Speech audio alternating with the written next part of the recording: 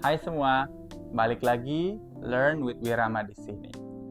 So, kita semua udah tahu ya, bahasa Inggris itu adalah sebuah bahasa yang amat penting dan krusial banget nih di era sekarang ini untuk kita kuasai.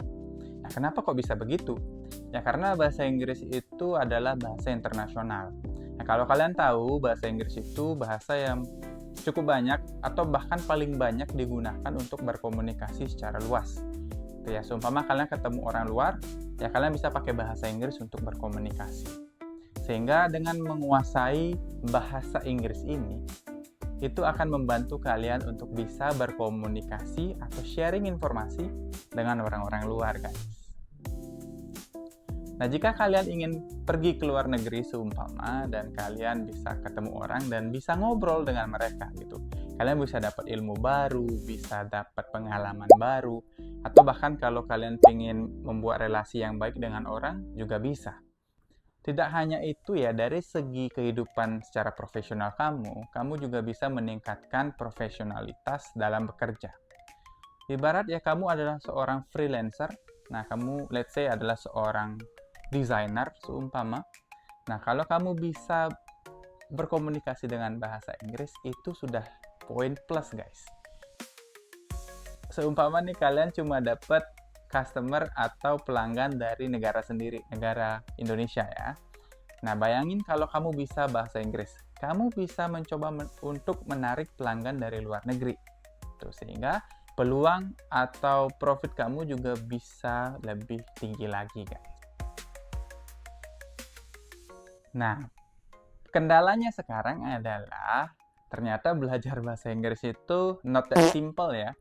Karena belajar bahasa Inggris itu cukup menguras energi atau menguras waktu juga. Karena kalian harus memperhatikan banyak hal seperti ada pronunciation lah, ada vocabulary lah, ada grammar juga ya, dan lain sebagainya. Sehingga bagi beberapa orang belajar bahasa Inggris itu agak susah, guys. Ya, karena mereka pikir ribet banget belajarnya kan.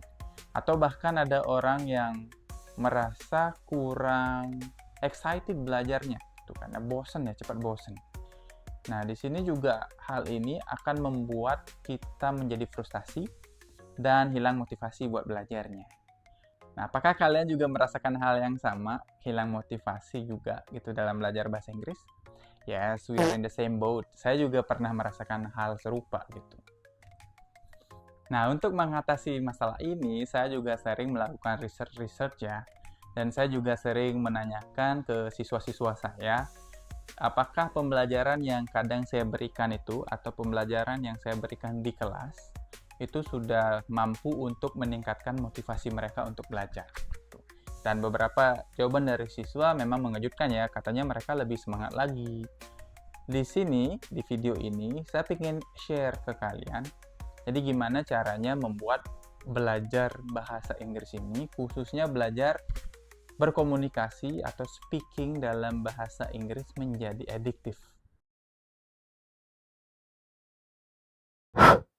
Nah, ada beberapa cara.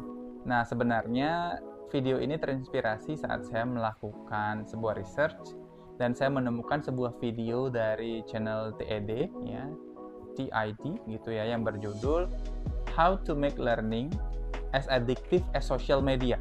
Nah, video ini cukup menarik, guys. Karena di sana saya dapat ilmu baru ya, dapat sebuah pencerahan gitu ya. Gimana cara kita membuat sebuah pembelajaran itu lebih menarik dan bahkan bikin addict gitu ya. Jadi bikin ketagihan gitu belajarnya. Nah, mereka ngajarin kita buat belajar menggunakan aplikasi. Ya, aplikasi, guys. Karena di era sekarang ya, semuanya sudah serba digital, bahkan sarana belajar juga banyak dibentuk aplikasi. Jadi banyak aplikasi yang bisa kalian manfaatkan. Sehingga kalian bisa belajar lewat sana. Nah, belajarnya itu ibarat kalian main aplikasi itu. Sehingga lebih menyenangkan dan bahkan kalian bisa lupa waktu karena saking asiknya main aplikasi itu ya. Dan saya juga sudah menerapkan hal ini dan yes, sekarang sudah hari ke-64 strict saya belajar menggunakan aplikasi tersebut gitu ya. Jadi membantu banget. Di sana saya juga belajar bahasa Inggris, saya juga belajar bahasa lain ya, baru dasar-dasarnya aja. Dan ya, itu menyenangkan guys, kayak refresh gitu ya belajarnya. Nggak cuma dari buku, dari kita baca buku, tapi lewat aplikasi ini kita belajar, ya jadi lebih menyenangkan. Nah, selain lewat aplikasi tadi ya, saya juga ketemu sebuah kesimpulan. Ini terinspirasi dari buku buatan James Clear ya, yang judulnya itu Atomic Habit. Saya baca buku ini dan buku ini luar biasa, menginspirasi saya dari segala aspek dan memberikan saya sebuah wawasan baru tentang belajar. Nah, di sana saya menyimpulkan itu bahwa konsistensi adalah kuncinya, guys. Jadi yes, konsistensi. Nah, ibarat ya, kita belajar sedikit demi sedikit. Let's say kamu belajar vocabulary itu sekitar 5-10 kata per hari. Nah, 5-10 kata. Atau kita bulatin jadi 10 aja deh. Biar lebih gampang gitu ya. Kamu belajar 10 kata baru per hari, kemudian kamu konsisten melakukan dalam seminggu. Nah, seminggu ada 7 hari.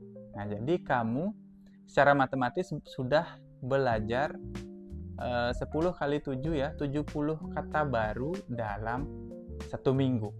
Tuh, bayangin tuh, 1 minggu 70 kata baru, guys. Jadi, cukup banyak ya. Nah, tantangannya adalah bagaimana cara kita untuk konsisten. Nah, disinilah dalam buku ini saya belajar bagaimana cara kita membuat schedule dan membuat learning streak, guys, yang saya sebut learning streak ya. Jadi, kamu take a note. Jadi, satu hari itu kalian belajar 10, kemudian besoknya lagi 10. Kayak nge-track progress kalian. Sehingga kalian sudah ada progresnya begitu, guys. Ada tracknya. Jadi dari hari kemarin diurutin sampai sekarang. Sehingga 7 hari berturut-turut kalian belajar. Nah, bayangkan nih kalian melakukan hal ini selama sebulan. Udah berapa itu? 7 kali 3, 21, 210 kata dalam sebulan. Gitu ya. Dan begitu seterusnya. Setahun, 2 tahun, 5 tahun, dan seterusnya. Gitu ya.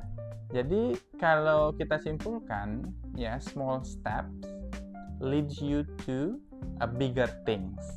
Jadi step kecil itu akan membawa kamu kepada suatu hal yang lebih besar. Jangan lihat hasilnya, tapi fokus pada step-stepsnya dulu ya. Jadi fokus belajar 10 vocabulary per hari, kemudian konsisten melakukan ini sehingga di end atau di akhir nanti kalian belajarnya jadi nggak kerasa udah banyak banget yang aku pelajarin gitu guys ya. Ya kurang lebih begitu yang saya simpulkan dari hasil membaca buku ini, dan saya rasa it works ya. Saya juga melakukan apa yang sudah saya temukan di sini dan memang berhasil guys, dan di sini saya sharing ke kalian aja gitu. Oke, tadi lewat aplikasi udah, kemudian lewat track progress juga sudah ya. Jadi di track semua progress. Nah, saya juga punya satu cara lagi nih biar adiktif gitu belajarnya. Nah, caranya adalah dengan memberikan challenge ke diri kalian, guys. Jadi setiap belajar, ini kalau saya ya, versi saya, kalau saya belajar 10 kata per hari, 10 vocabularies in a day. Nah, setelah belajar itu saya nggak cuma ngehafal, guys. Tapi saya coba challenge diri saya gitu ya. Saya coba gunakan vocabulary yang saya pelajari itu dalam kehidupan sehari-hari saya. Nah, biasanya saya ngajak istri saya ngobrol gitu ya. Saya coba pakai kata yang baru saya pelajari gitu. Nah, saya ada contoh nih. Waktu itu saya belajar kata baru. Kata-katanya itu prerequisite. Nah, prerequisite saya ketemunya dalam sebuah game. Nah, jadi sebelum naikin skill 2, ada prerequisite-nya, saya harus ada skill 1 dulu. Nah, seperti itu. Nah, di sana saya coba aplikasikan bersama istri saya coba ajak ngobrol gitu ya. Nah, istri saya nanya, gimana sih cara pakai alat ini? Jadi, you have to, punya prerequisite dulu gitu ya. So, you have to learn this skill as prerequisite, and then you can move to the next skill. Nah, saya bilangnya kayak gitu. Jadi, saya seolah-olah challenge diri saya gimana caranya saya menggunakan vocabulary yang baru saya pelajari. Dan begitu seterusnya, sehingga dengan mengaplikasikan itu, saya kayak lebih hafal aja gitu, karena saya sudah pakai langsung. Jadi tahu aja maknanya dan penggunaannya. Gitu. Saya juga sering cek-cek juga apakah penggunaannya sudah benar, apakah penggunaannya juga perlu saya perbaiki gitu. Jadi sering-sering cross check guys, sering-sering menggunakan kata-kata yang baru kamu pelajari. Nah, dengan melakukan challenge ini, saya merasa lebih tertantang lagi gitu loh. Jadi lebih edik belajarnya. Oh iya ya, bisa begini loh. Ternyata penggunaannya begini. Sehingga motivasi saya ada gitu. Tertantang lagi buat belajar kosakata baru, membuat kalimat baru, dan begitu seterusnya. Jadi begitu guys. Alright. Saya rasa itu yang bisa saya share ke kalian. Jadi kesimpulannya itu bagaimana membuat sebuah pembelajaran dalam hal ini adalah belajar berkomunikasi dengan bahasa Inggris menjadi lebih menyenangkan. Ya, yang pertama kalian bisa pakai aplikasi, ya. Yang kedua kalian bisa track progress kalian. Jadi sudah streak berapa hari kalian belajarnya ya. Ibarat kalian Mobile Legends gitu ya, win streaknya udah 10 gitu. Jadi di track semua. Sehingga ada motivasi. Daripada hilang 1 hari, ya mending aku lanjut gitu ya, secara psikologi kalau saya. Kemudian yang ketiga itu ada yang namanya challenge. Kita buat challenge buat diri kita pakai ilmu yang baru aja kita pelajari, sehingga kita jadi lebih ingat dan lebih paham guys.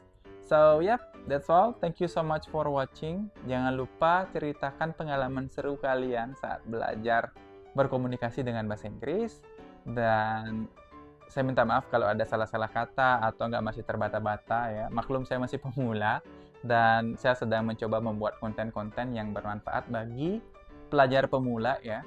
Dan semoga video ini bisa membantu kalian dan menginspirasi kalian belajar dalam bahasa Inggris. So, thank you so much. See you in the next video guys. Bye-bye.